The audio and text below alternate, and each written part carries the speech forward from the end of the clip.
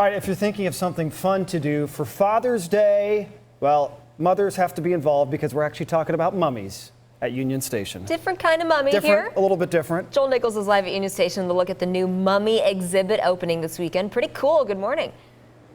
It is fascinating. The history is fascinating. It does open on Saturday. It is going to be a great way to learn about this entire area of mummies and what the stories they tell and the people they were. And it says right at the entrance that these are real people, and you want to respect those real people because their stories and everything, they're the real deal. And Professor James Shenandoah, you're our expert, our resident expert on this.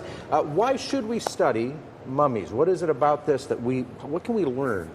Well, with the Vox mummies, which we're looking at right here, actually most of them died of tuberculosis, and so they were able to extract some of the DNA from the tuberculosis in the lung still and study how that strain of DNA has changed from the 1800s to today. That's fascinating. And so these particular set of mummies are actually helping us with some modern medicine in terms of dealing with tuberculosis. Let's take a little walk down here.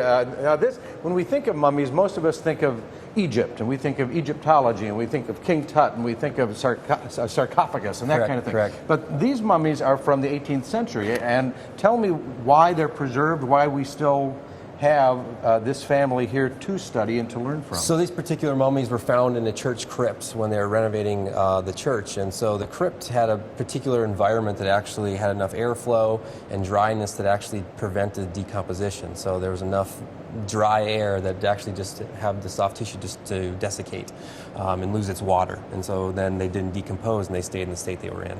And I know that you're very concerned that we should be respectful of what we are observing here too, right?